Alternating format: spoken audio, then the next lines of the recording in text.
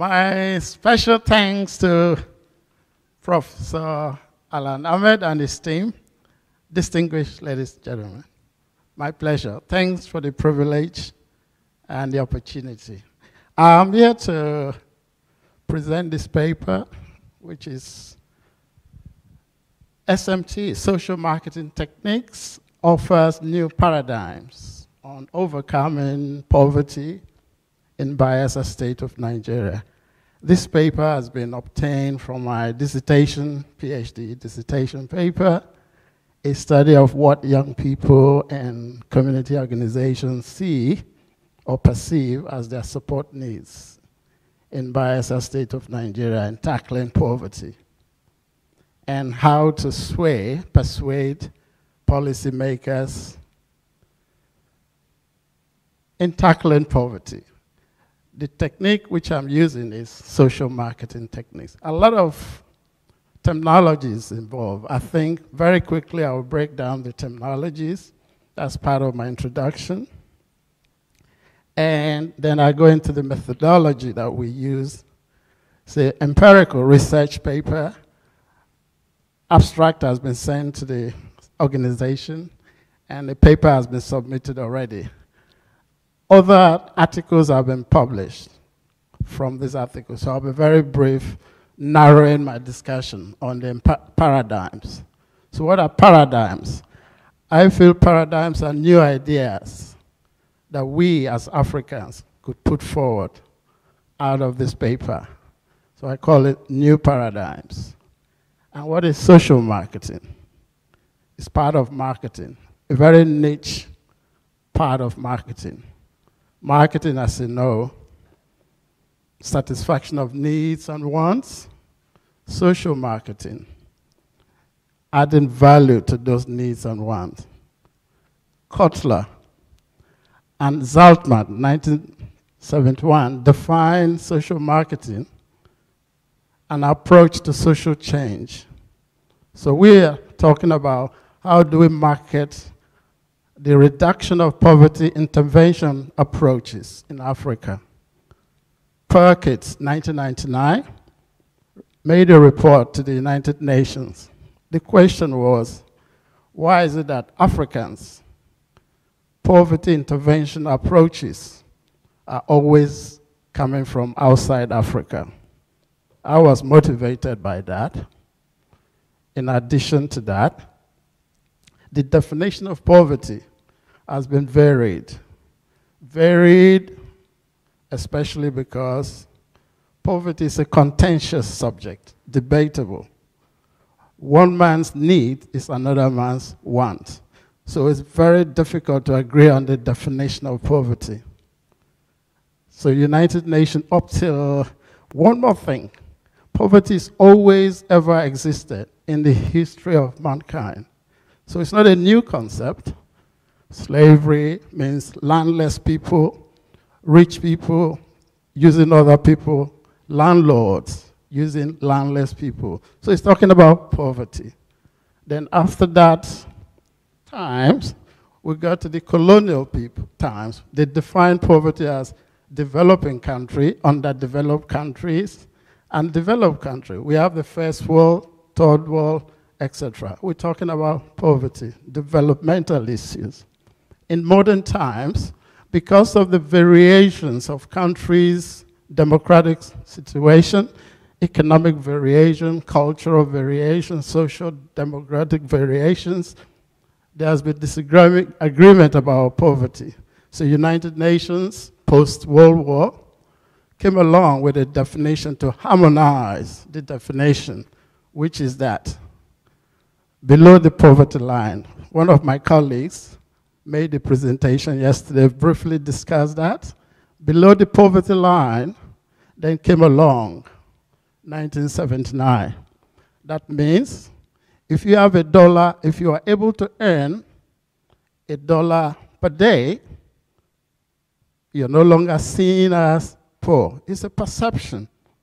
If you're able to earn below $1 per day, up till 1979, you're deemed as poor. That itself is contentious. Some countries it is not applicable. In some countries, that concept is applicable. Oxford University came along, 2010. No, the World Bank came along, 2005, 2008, increased the poverty line, my colleagues has already mentioned, to $1.25. Even with that, it's contentious, it's debatable. Post-World Bank 2008, we have the Millennium Development Goals. A range of variables were set. 2005, 2010.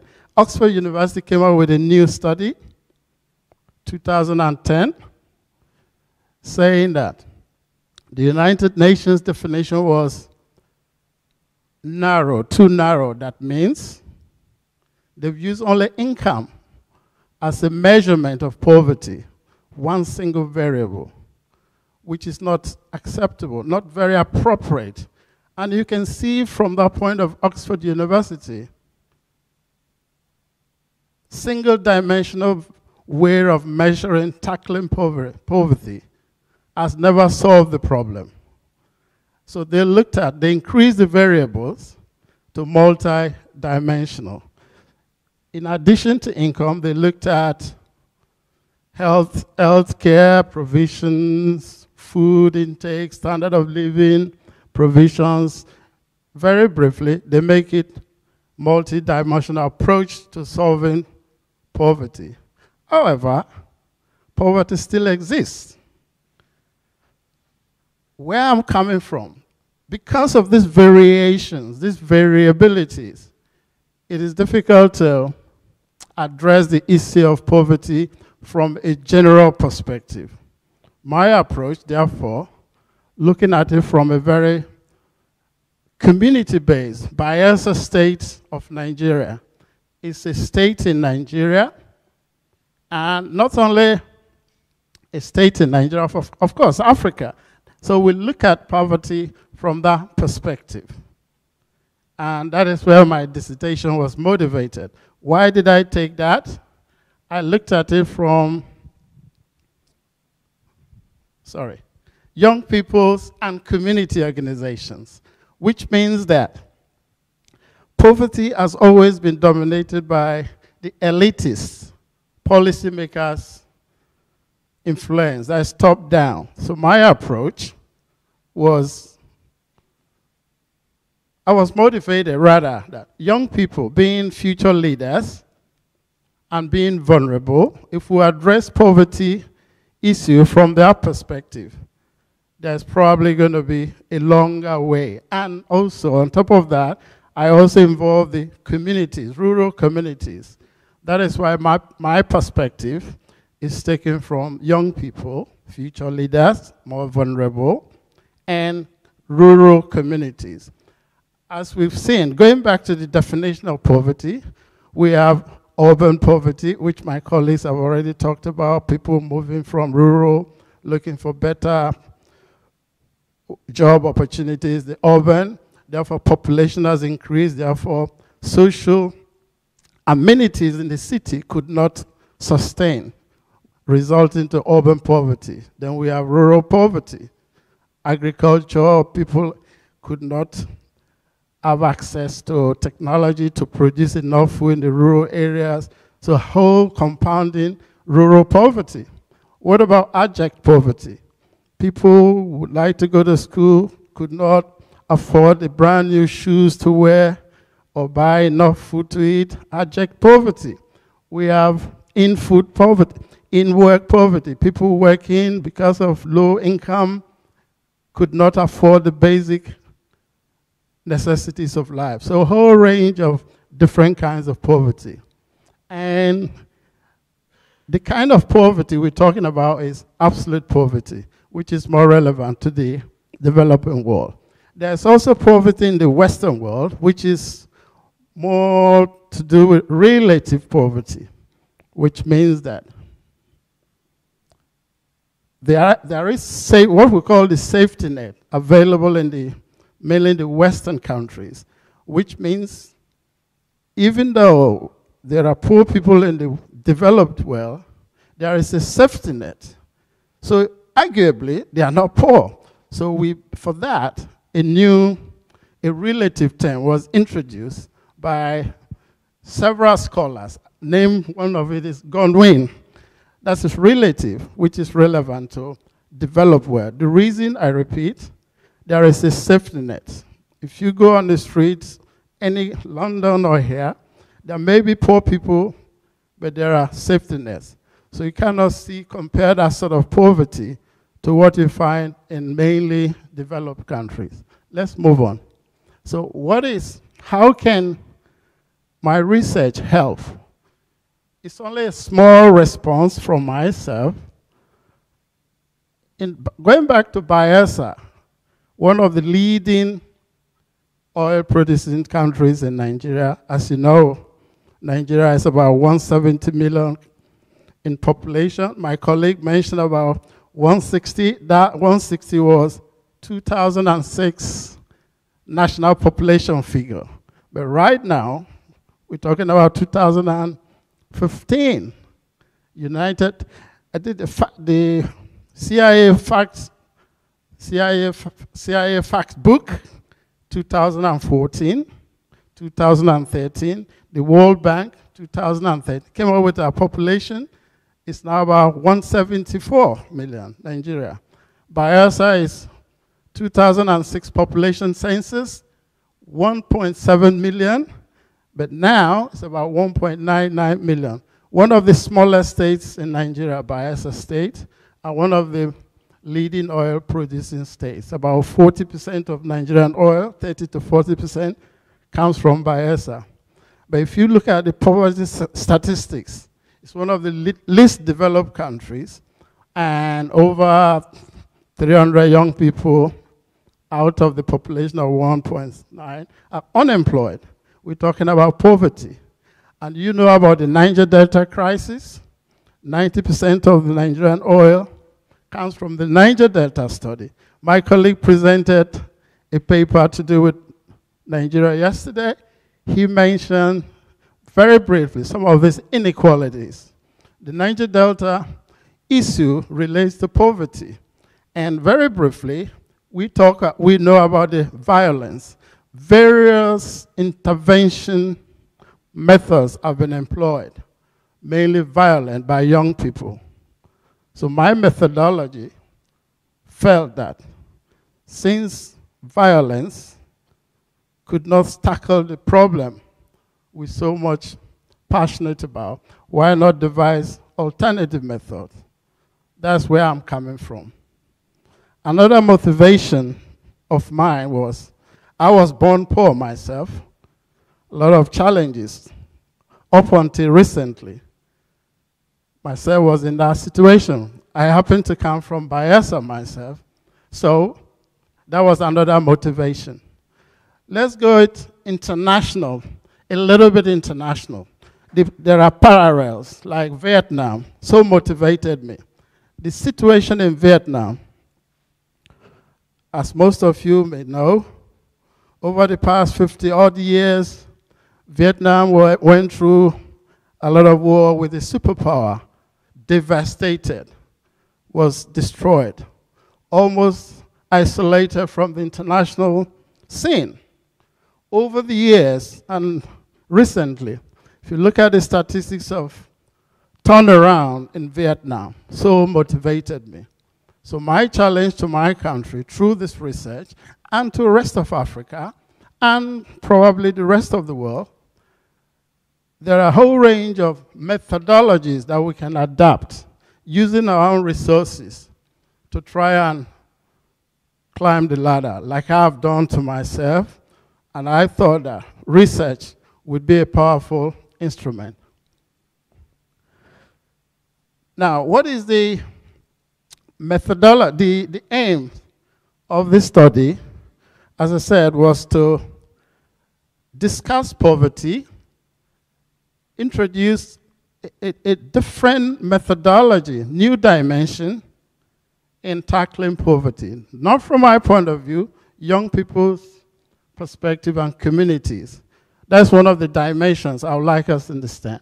Then we know that the most powerful people in this society are the rich or the policymakers. Whatever we do, politicians or policymakers do not allow it, will not go through the process. Therefore, the other part of my methodology that how do we persuade policymakers? Now, the methodology is that what I did was, because young people cannot intervene themselves, we have to find a way to persuade policymakers.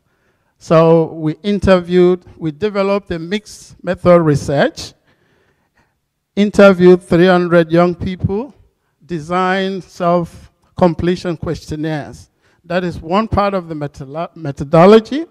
The second part of the methodology was qualitative. The first was quantitative. Qualitative, we interviewed young people separately, community organizations separately, and also policymakers separately, using the social conference. That means various discussion groups. We now collected these various data from these various groups and organized a conference where these issues were debated and then ideas were gathered. So the result, the findings out of this methodology, of course, plus literature review, is what the findings now I would be briefly mentioning. So what are the findings from this? And what are the new dimensions we talked about? The findings were three aspects of the finding. From the empirical data we collected, the main findings are that poverty still exists in Bayelsa and in Nigeria to a very large extent. That is from the perspective of young people. And the main causes, that means policymakers of the various intervention methods have not been successful. In marketing terms, the needs of young people and organizations have not been met. A lot has to be done. Now, the next step is, what are the main causes of poverty from young people's and communities' perspective? The findings, according to the findings, the main causes are corruption. Corruption of government officials and politicians, and low wages, and lack of employment opportunities, war, natural crisis, pollution, etc., etc. What are the main solutions that are offered by young people and community organizations? They felt, according to the data we gathered, they need jobs.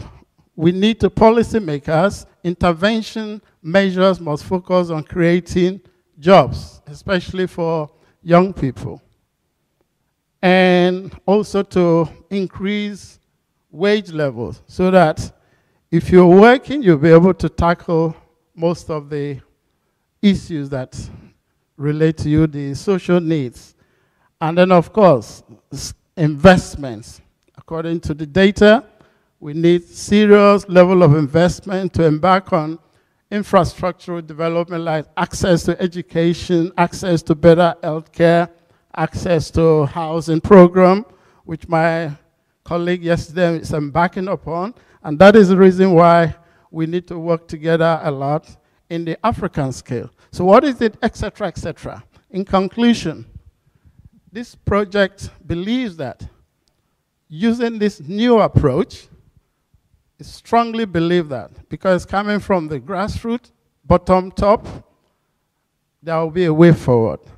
In conclusion, what I mean by the new paradigms, African young people must attend to their own problems and do not wait for policymakers, but use non-violent approach like research to find out and then communicate their policies, not only within Africa, but globally. Also, encourage policymakers to create jobs, invest more, and we believe poverty can be a way forward. Through the data, we had a definition. So one of the new paradigms, a new definition, a new methodology, and then new ways of intervention. The new definition, very briefly, is instead of absolute poverty, we said support need. Poverty is a support need. If you are in need of support, technically, from this definition, we can be deemed to be poor. And what is extreme poverty? If you are deemed extremely poor, absolutely poor, then you are in support in terms of cumulative support need. Housing need, if you need housing, you're unable to provide, you're deemed poor. Education, access to education, you're deemed poor. If you need, in terms of, you need new clothes you cannot afford, you are in support need. Transportation, you need to go to the market, you need support. You need to move from A to Z, you need support. That's what I mean by cumulative support need. And I conclude by this new paradigm. So in a nutshell, paradigm means new definition, new methodology, new approach, and thank you very much.